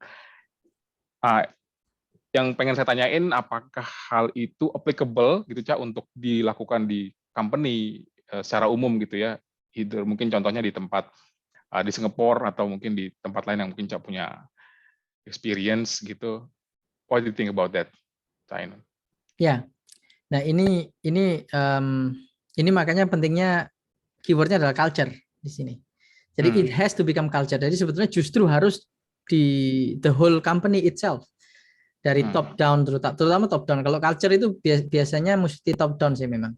Jadi seperti apa bosnya, itulah jadi kultur. Kalau misalnya ada beberapa startup yang notorious toxic gitu misalnya, itu biasanya ya karena dari bosnya sendiri udah toxic. Kalau ada startup yang iteratif, experimentation, move fast, break things ya dari bosnya. Makanya tadi saya tunjukin fotonya si Mark Zuckerberg kan, karena memang move fast, break things itu quote-nya dari Facebook. Ya sampai jadi buku juga lah. That is exactly the culture yang memang dari atasnya diturunin ke bawah gitu. So memang it has to be culture ya, unfortunately. So I would say kalau kita sebagai praktisi ya, if sebisa mungkin kita melakukan itu dalam kapasitas kita, misalnya kita tim leader atau head of department gitu, ya kita setidaknya menciptakan kultur itu di departemen kita. Kita backup atau lindungi anak buah kita yang lebih junior yang they make mistakes gitu misalnya kan. Nah ini terlepas dari soal data atau iterasi atau enggak, creating that safe space itu sudah terbukti di risetnya Google, Project Aristotle kan, psychological safety itu itu one of the must-have requirement for a very successful team. Itu ada psychological safety. Jadi anak buahnya bisa ngomong apa adanya ke bosnya, bukan ABS, bukan menjilat itu ya. Nah itu kalau mau timnya performing well. Nah likewise company juga ya, that psychologically safe environment mesti ada. So kembali ke pertanyaannya, kalau company-nya nggak melakukan itu atau nggak punya kultur itu, sebetulnya itu nunggu waktu untuk didisrupsi aja. Pada akhirnya akan disrupted oleh company lain yang lebih agile, yang lebih nimble, yang lebih iteratif, yang lebih yang lebih berani melakukan kesalahan tapi kemudian dengan cepat memperbaikinya gitu. Nah, so ya seperti itu. Dan kalau misalnya let's say teman-teman terutama yang masih junior, let's say terjebak dalam kultur yang sedemikian, yang kaku sedemikian, ya mungkin sebaiknya mencari kultur yang lain. Saya pragmatis ya orangnya. Kalau nggak bisa mengubah ya pindah aja, karena memang sulit mengubahnya, harus dari atas, top down. Kultur itu mengubahnya harus top down. Ya seperti itu. And probably karena audiensnya ini GRC ya, I think when you talk about terutama R ya, when you talk about make mistakes itu the risk element memang harus dihitung. So kayak misalnya ya kita ambil contoh Facebook lah tadi, saking move fast break things-nya gitu, tanpa sadar mereka melakukan very bad mistake from risk and governance point of view gitu kan, kayak data personal data and very sensitive data yang yang akhirnya menjadi insiden itu ya. Actually saya nggak sepatutnya untuk membahas company lain lebih lanjut, so mungkin saya nggak lanjut, tapi you get my point. Yes. So yes, kalau dari perspektif risk memang harus diukur. But I believe teman-teman yang profesional dalam konteks risk ini kan juga tahu bahwa risk itu sebetulnya bukan harga mati kan. Ada istilahnya risk appetite gitu kan. So it's a balancing act sebetulnya, balancing antara seberapa besar risk yang bisa kita terima, yang will allow that culture of making mistakes and safe, psychologically safe environment to do things differently and different things iteratively fast. I see. Ya itu balancing act jadinya. Even ada linknya juga ke ketika ngomongin risk appetite ya. Manajemen define risk appetite, even bahkan komisaris juga memberikan approval gitu untuk risk appetite. Mereka mau bergerak sampai ke titik berapa yang ditolerate untuk bisnis gitu. Oke. Soalnya kalau kaku jadi paralysis lagi kan, tapi beda lagi, ini bukan analisis paralysis ini risk paralysis jadinya. Ya. Thank you so much, Cak. Teman-teman silakan kalau ada yang ingin diskusi atau menanyakan. Oke, di sini saya lihat ada Ibu Patricia raise hand. Silakan Ibu untuk di open mic. Ya, terima kasih Pak Ainun Najib. Saya ingin bertanya, how far we can go in this data analytics, considering di luar juga ada data protection ya, personal data protection. Thank you, Pak. Ya, so ya penjelasannya ya, itu bukan hal yang bertentangan itu. Jadi kayak misalnya actually, in fact, it is a requirement kan. Ini analoginya kayak BPOM dan makanan gitu kan. Seberapa bisa kita analogi kitchen tadi lagi. Seberapa bisa kita bikin menu-menu yang keren, yang enak, yang sehat gitu, yang bakal diminati oleh masyarakat dengan tetap mengindahkan kaidah keselamatan, kualitas makanan dan memastikan bahwa itu tidak sampai membahayakan gitu kan. So sebenarnya analoginya ya seperti itu. So compliance, data protection itu necessary. Itu kayak supaya makanannya bukan hanya halal tapi juga sehat gitu kan, halalan thayyiban gitu. Tidak beracun dan tidak malah mematikan gitu. So that's one analogy. Another analogy ya mungkin seperti nuklir ya, nuklir management gitu. It has huge power yang manfaatnya bisa sangat besar. Sedikit bahan radioaktif saja sudah bisa let's say memberikan energi listrik untuk satu kota gitu. Tapi manajemennya memang harus hati-hati karena sedikit aja ada leak. Kalau analoginya data breach tadi atau privacy, istilahnya privacy violations, nah itu bisa jadi masalah besar. Ya nuclear ya, probably quite similar to nuclear ini kan, nuclear issue gitu. So ya nggak ini kok nggak bertentangan. So it's actually in fact one of the skills, bukan skill set ya, apa kayak capabilities.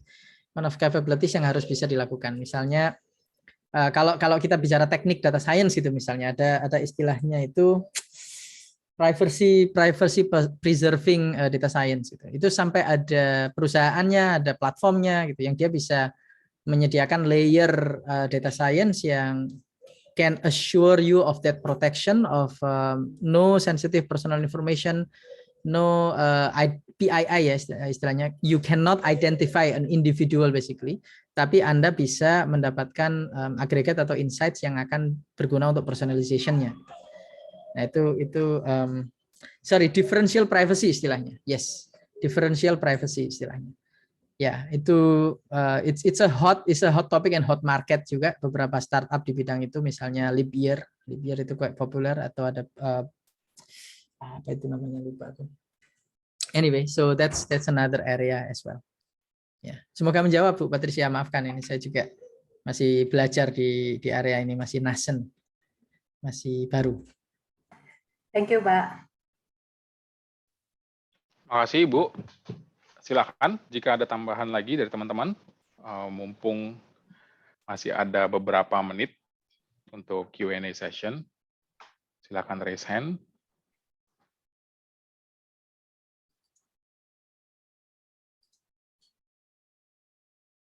Mungkin sambil nunggu teman-teman, saya izin untuk nanya lagi nih, Cah.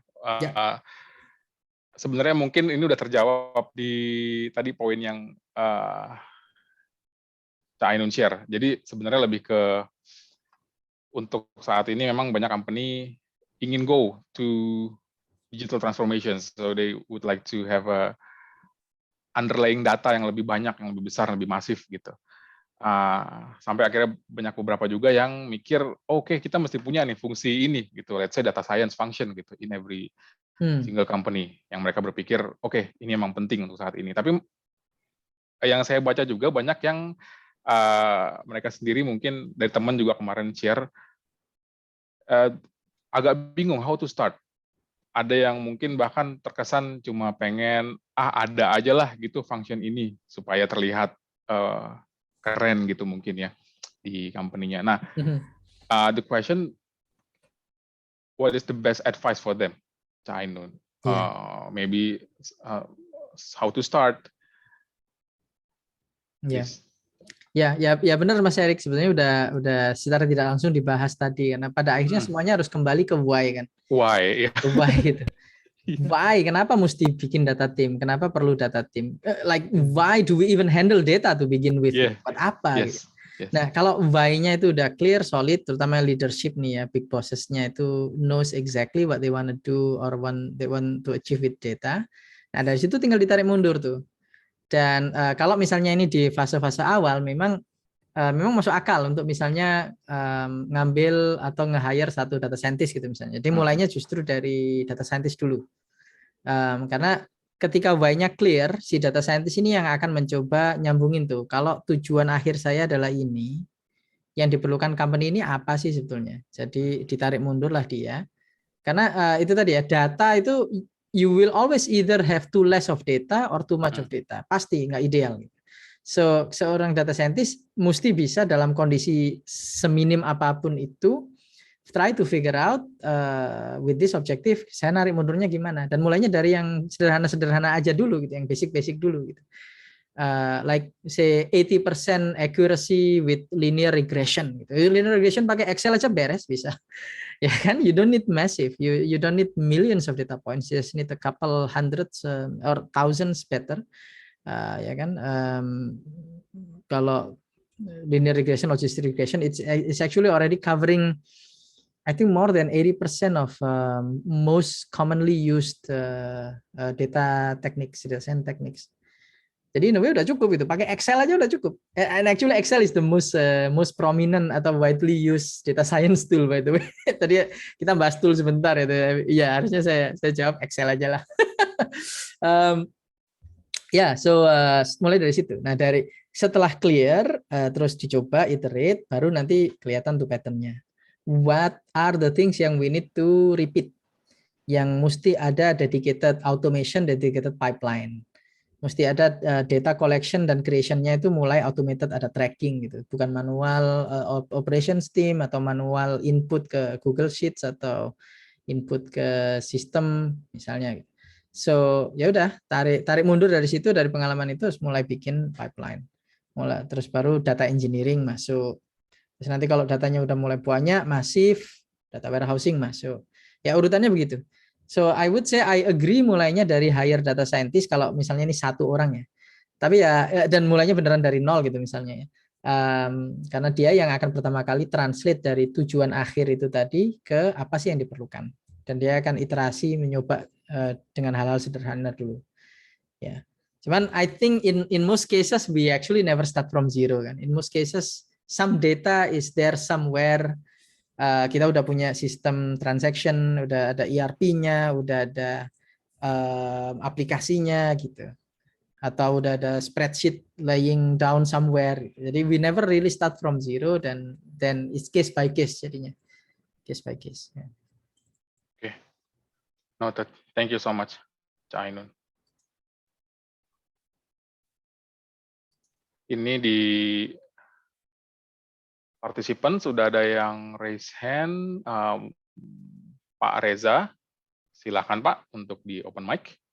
Oke, terima kasih Bang Erikman. Selamat malam, Cak Ainun. Malam Mas Reza. Mau nanya nih Cak, tadi ngomongin tentang gimana caranya kita yakinkan top level management. Nah, terkadang top level management itu terjebak jargon nih. Industri 4.0, big data, machine learning, Metaverse, gitu. Belum udah metaverse. Quantum. Gimana sih trik Cak Ainun mungkin bisa udah sering ketemu yang kayak gini lah. Explain gini ke data analytics, ke top level management yang gampang tapi attainable gitu. Terus sama satu lagi, selama ini the most common mistakes yang orang kerjakan ketika mulai project data itu apa sih? Oke. Ya, gimana convince top level management ya? Ya ini relevan dengan yang tadi sempat kita bahas kayak psychological safety, culture of experimentation, terus bahwa everything is actually top down, culture is actually top down gitu. Jadi big boss-nya seperti apa itulah culture-nya. So mungkin jawaban saya adalah how to convince adalah ya ngomong apa adanya gitu. What you professionally believe in, you bring data, ya kan? Everyone else must bring data itu. In code we trust, everyone else must bring data. Terus Anda ngomong apa adanya. Terus kalau ternyata itu memang, let's say, bosnya itu nggak mau di-convince dan let's say nggak mau berpijak pada ground truth tadi ya, dan lebih memilih untuk membohongi diri sendiri gitu misalnya, atau bahkan lebih suka kalau Anda ya menjilat aja, tidak perlu belak-belakan apa adanya, atau radical honesty ya istilahnya. Kalau ada buku bagus itu tentang radical honesty, itu juga another culture point tuh. Kalau ternyata bosnya begitu ya pindah aja sih Mas. Kita bicara profesional kan.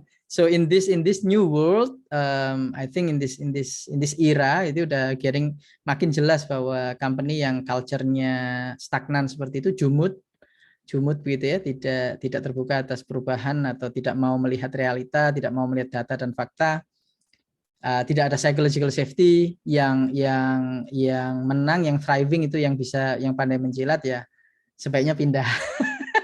Nah, kalau ternyata bosnya itu nggak seperti itu ya bagus, berarti then you can grow together.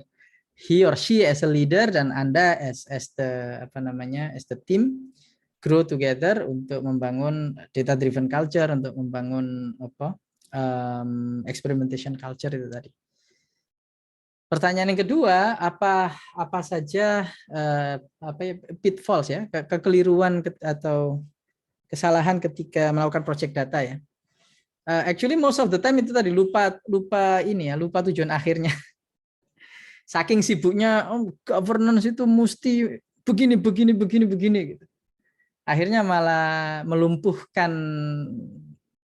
operasi business operations atau bisnis proses yang harusnya bisa jalan lancar malah jadi lumpuh gitu. Karena lupa pada akhirnya bahkan governance governance atau anything dealing with data itu at the end of the day is to support the business misalnya. Nah kok malah jadi melumpuhkan ini kan berarti udah lupa tujuannya gitu kan. So I think most common mistake adalah lupa tujuannya, dan makanya itu why-nya nggak tahu berapa kali tadi saya sebutin tentang why itu, karena a lot of people just forgot about that. Saya pribadi juga bukan berarti saya juga kebal dari itu. Seringkali kalau udah fokus banget sama project tertentu, udah dikasih goal yang very clear dari top leadership, ya seringkali juga lupa ketika sebetulnya ada konteks baru, ada perubahan, udah ada dinamika baru, kayak masih ngikutin target yang udah di set 1 tahun yang lalu atau 6 bulan yang lalu atau 1 quarter yang lalu gitu. Padahal sebetulnya konteksnya udah beda, dan setidaknya perlu ada reprioritization atau bahkan revamp atau bahkan drop everything gitu. Nah, so as long as we don't forget the why, we don't forget the North Star, I think should be fine. Nggak ada kesalahan harusnya. Kesalahan is good, mistakes is good, just iterate. Itu as long as you don't forget the end goal. Ya, semoga menjawab. Maafkan kalau. Cukup Mas Reza? Makasih Pak. Siap. Thank you Pak Reza untuk pertanyaannya. Ini ada yang raise hand lagi. Mohon izin Kang Ricci, monggo untuk di open mic. Ya, terima kasih Mas Erik. Saya mau reconfirming aja sebenarnya, jadi mungkin nggak invite buat question. Saya tadi bukan cukup ya, saya pikir setuju banget betul bahwa memang everything start with why ya. Maksudnya motif itu drive the orientation. Hanya mungkin saya ngelihat dari diskusi yang ada yang berkembang sekarang, saya melihat setidaknya dua N ya. One N itu adalah memang dalam konteks data driven, saat perusahaan-perusahaan banyak yang jump into the board of this data driven bandwagon, mereka kan sebetulnya juga punya berbagai macam variety ya dalam approaches. Maksudnya bisa jadi pertama kali mereka itu datang dari satu unit terkecil, satu divisi yang memang pengen experimenting, tadi juga sempat disinggung oleh Cak Ainun ya. Kemudian mereka di situ di satu divisi kecil itu mereka hire lah seorang data scientist atau bagaimana, and then kemudian bikin pendekatan mereka sendiri, and then kemudian the next Jensen division juga bikin lagi tuh kayak begitu. Mereka punya keperluan yang berbeda, tapi mereka nggak kontak ke divisi kolega mereka yang lain, and then kemudian mereka juga outsource dari yang lain, atau mungkin breeding lah, self breeding sendiri, dan akhirnya semuanya itu menjamur, dan pendekatan data science-nya berbeda-beda, platform yang dipakai berbeda-beda, bisa jadi yang satu pakai Orange, yang satu pakai Knime, yang satu lagi pakai berbagai macam. Sehingga pada akhirnya kemudian ya kalau dari kacamata governance itu udah nggak govern gitu loh, karena udah nggak clear lagi ini siapa stake-nya, terus kemudian how to report, terus kemudian konflik racinya juga nggak jalan. Jadi persis menggambarkan yang saya alami sekarang.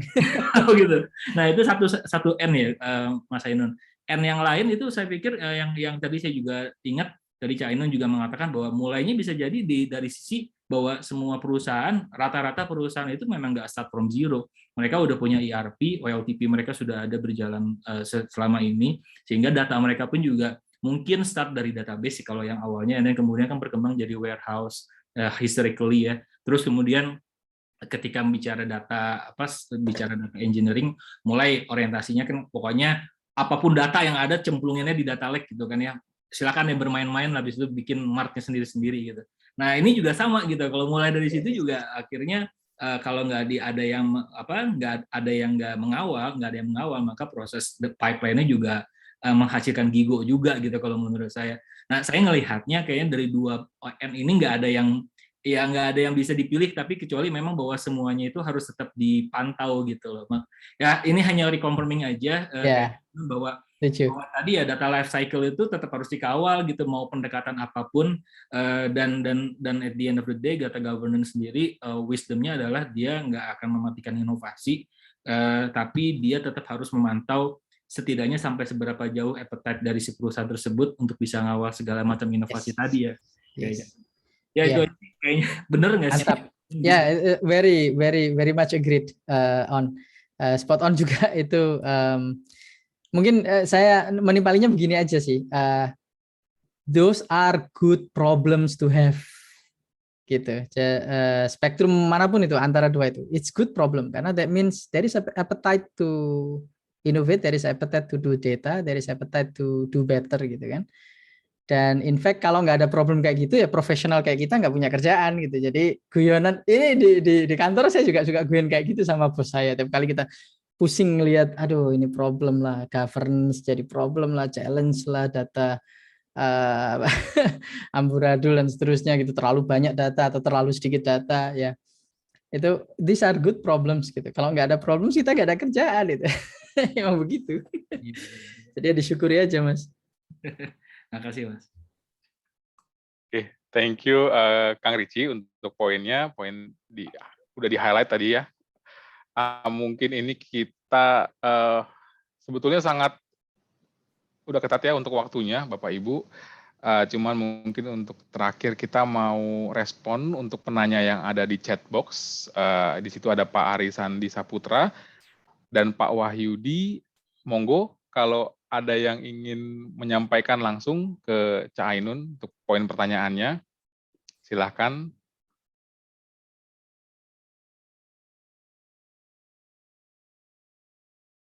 Atau kalau enggak, saya izin bacain untuk pertanyaannya.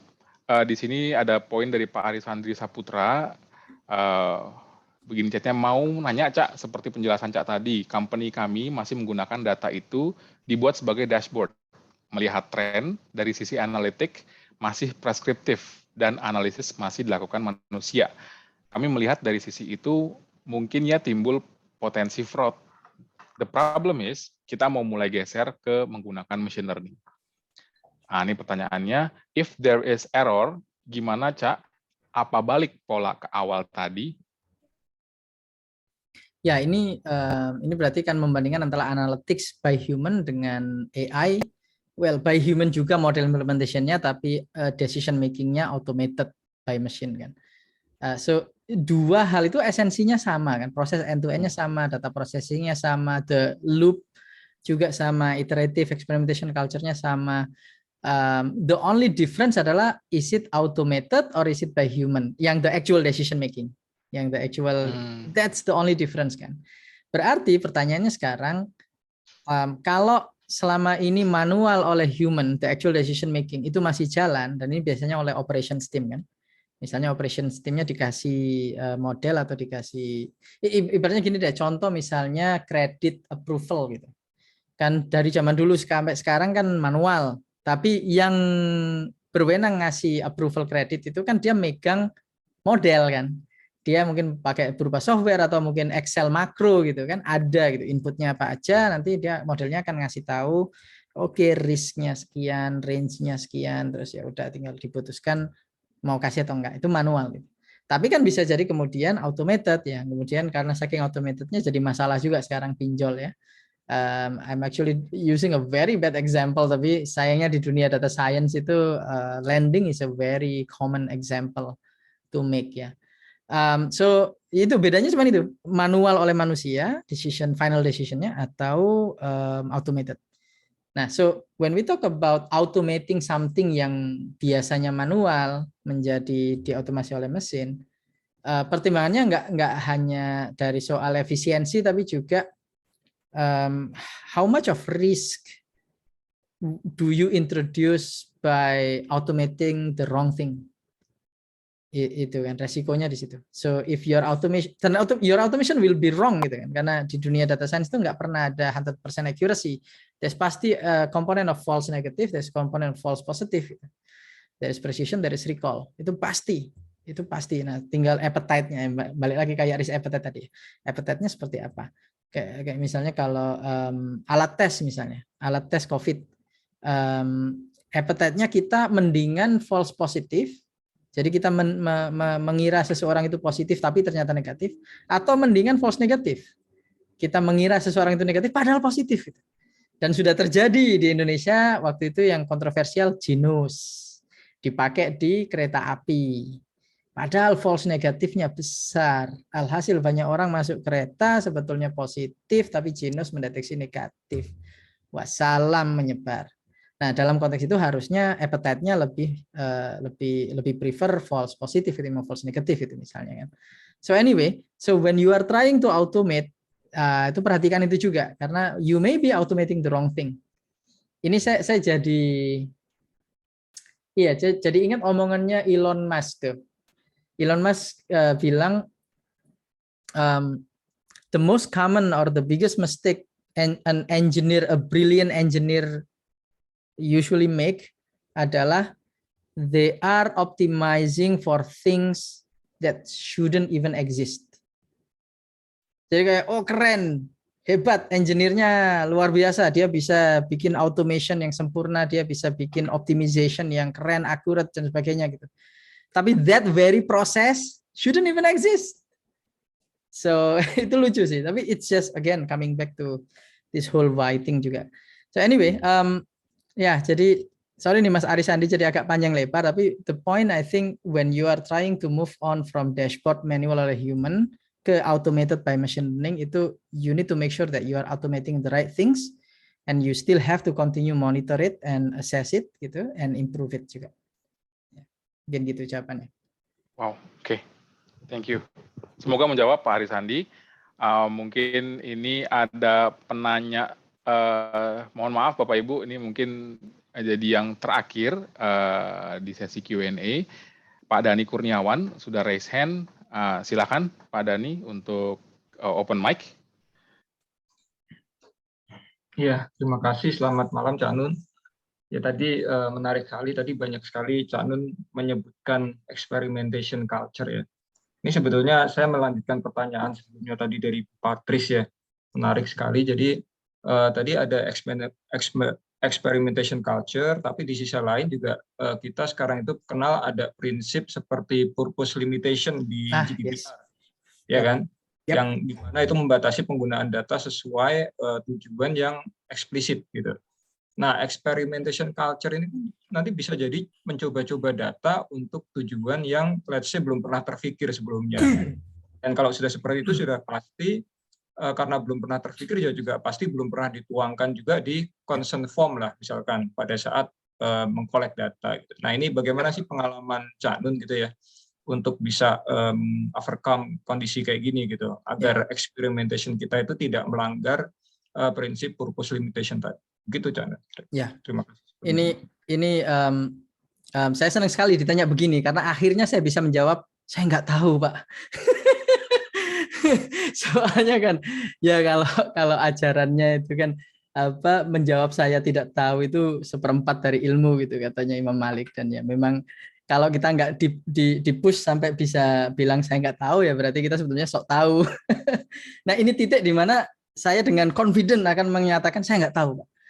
Dan saya pribadi menemukan masalah ini beberapa tahun yang lalu. Ya tanpa menyebut perusahaan tempat saya bekerja ya. Tapi itu memang masalah yang pelik sekali karena itu persis kalau idealnya prinsipalnya kalau we build from first principles tadi kan, from data protection point of view, purpose limitation ya memang harus eksplisit tuh. Like consent form dan terms and condition-nya harus eksplisit sekali. Tapi at the same time itu jadi paralisis jadinya. Nanti nggak bisa ngapa-ngapain, nggak bisa berinovasi gitu. So that's exactly the dilemma. What I see, and I don't know if it is the right answer ya, but what I see happening typically in many companies adalah consent form atau privacy policy-nya itu dibikin generic enough untuk cover for future potential innovations and use cases, tapi juga nggak terlalu generik sehingga end user itu ngelihatnya kayak nggak ada niatan baik gitu. So I think that's where the art is, dan itu bukan kompetensi saya. Saya bersyukur saya tidak harus ngerjain itu. Tapi saya waktu itu penasaran banget karena ada tim yang tugasnya khusus untuk itu dan saya penasaran banget pengen belajar gitu. But yeah, it's an art and that's why it's a good problem itu tadi. Kalau nggak ada masalah itu ya nggak ada pekerjaan ini. Iya Pak. Enjoy Pak. If you have that problem, you actually have good problem and it's not easy. Mudah-mudahan menjawab Pak Dhani. Terima kasih untuk good question-nya. Cak Ainun akhirnya di-smash juga.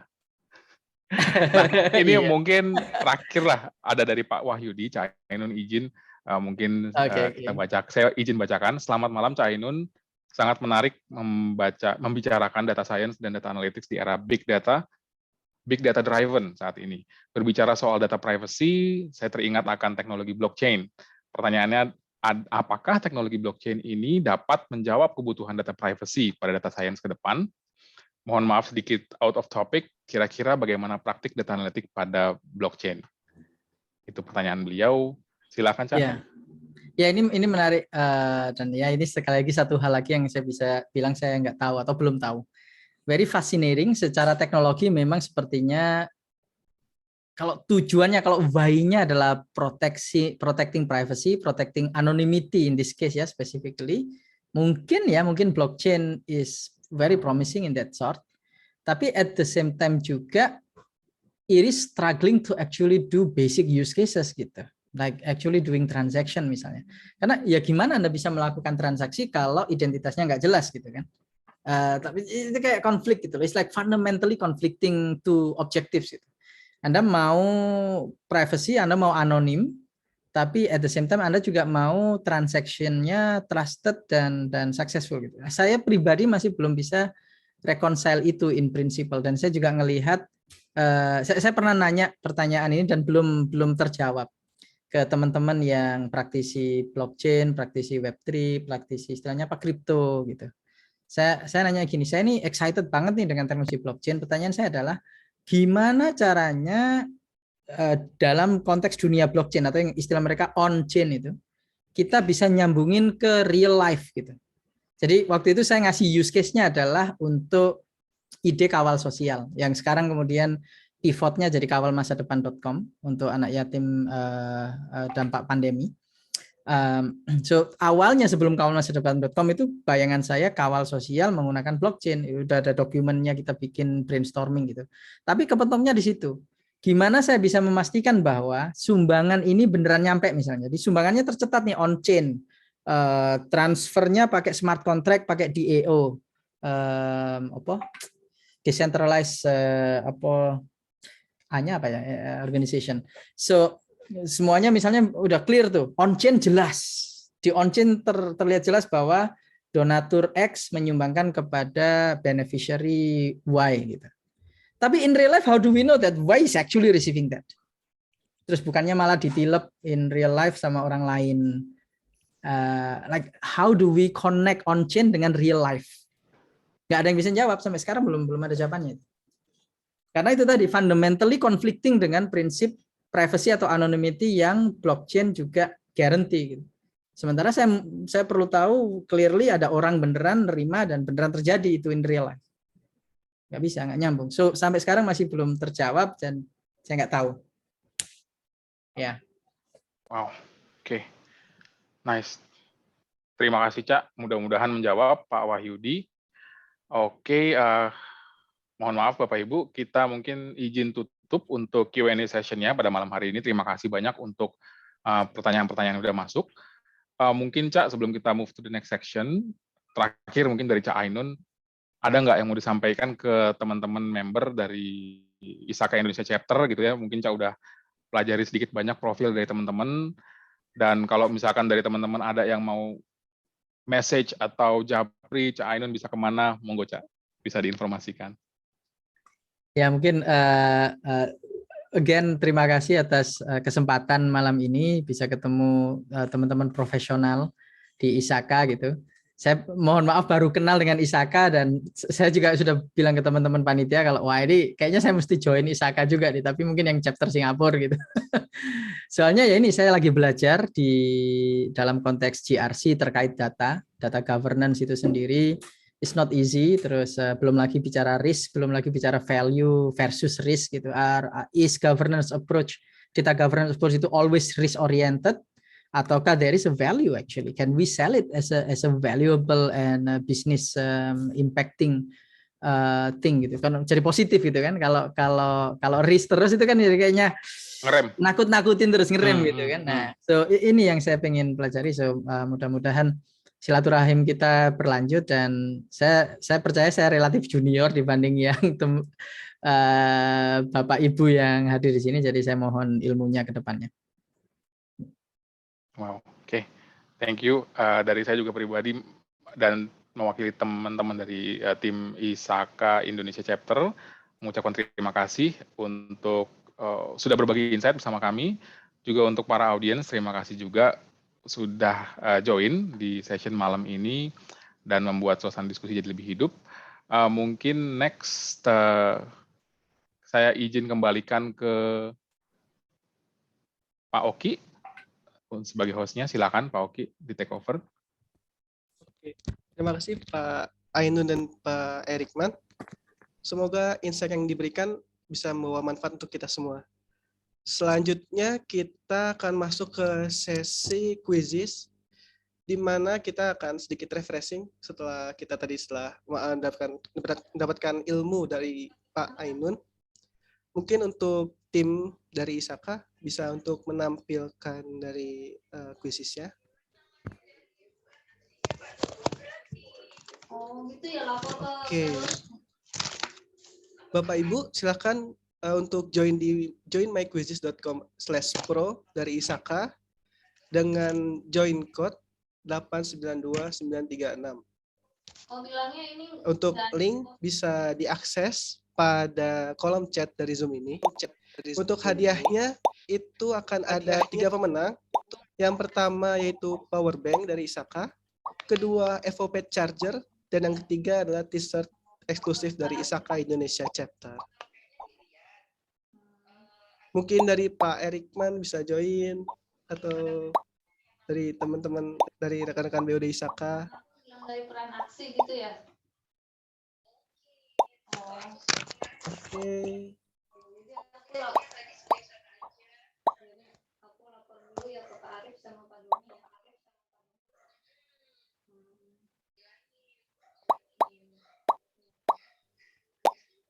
Seharusnya SKP-nya nggak kosong kayak kan ya? Kami tak lupa ingatkan kembali untuk pada member ISAKA untuk renewal membership dan certification bagi yang belum renewal. Karena batas waktu hingga 31 Januari 2022. Seperti itu. Oke, ini sudah join 50 peserta. Dari tadi nggak bisa. Izin Mas Oki. Ya Pak Erikman. Ya, mau mungkin sembari nunggu teman-teman join, ini mau share sedikit tentang, sorry suara saya kedengaran? Mas Oki agak Kedengeran, unstable kayaknya. Kedengeran? Oke, makasih. Jadi di ISAKA Indonesia, di ISAKA gitu ya, kita di sini ada salah satu, kalau kita bicara tentang data science gitu, di sini kita ada salah satu sertifikasi yang mungkin disingkatnya ITCA, Information Technology Certified Associates. Ini salah satu sertifikasi yang dikeluarkan ISAKA yang ingin mempersiapkan membernya untuk emerging technology.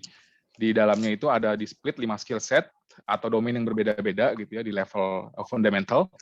Di antaranya network, cyber security, dan salah satunya data science. Jadi kalau teman-teman dari member ISAKA atau teman-teman di publik gitu ya pengen tahu lebih dalam terkait data science dan gimana ilmu fundamentalnya di setup di ISAKA memang udah ada sertifikasinya, jadi Bapak Ibu nanti bisa langsung lihat di websitenya, di website ISAKA Indonesia, di situ juga ada keywordnya Information Technology Certified Associates. Di dalamnya juga ada terkait dengan subs data analytics, management system, data network, data science, structure of data, interpret data sets, itu juga termasuk salah satu yang di set di kurikulumnya. Mungkin itu aja Mas Oki untuk sharing ke teman-teman. Terima kasih Pak Erikman. Oke, untuk ini sudah 62 peserta yang join. Kita tunggu 3 menit lagi mungkin ya Pak Erikman. Bisa kita mulai. Oke.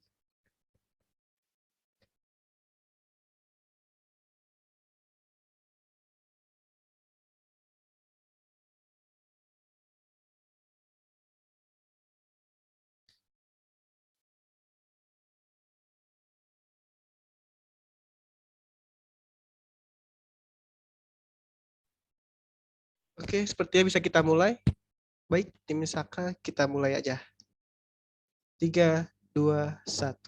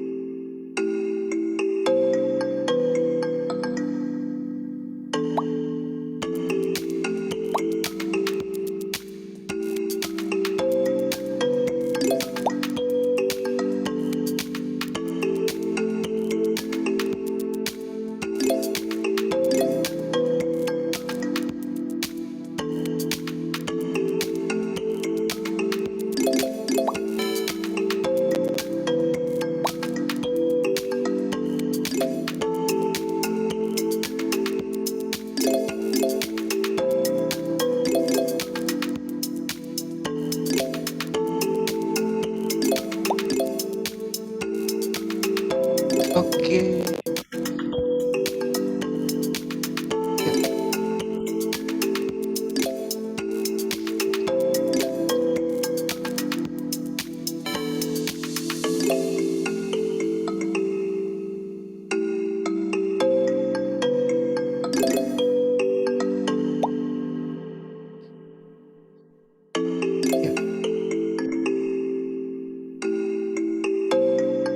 Ya, mungkin bisa dicukupkan dari tim Office. Kita sudah menemukan 3 pemenangnya.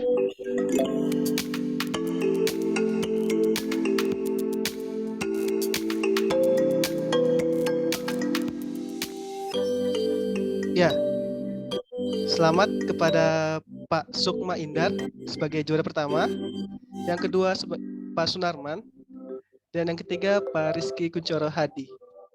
Kepada 3 pemenang, diharapkan mengkonfirmasi hadiah melalui email melalui admin@isaka.or.id. Oke, sekian kuisis pada malam hari ini. Terima kasih sebelumnya kepada Pak Erikman, Bapak Ainun Najib, dan para Bapak Ibu peserta yang telah hadir pada acara MTS pada malam hari ini. Terima kasih. Wassalamualaikum warahmatullahi wabarakatuh. Happy Chinese New Year semuanya.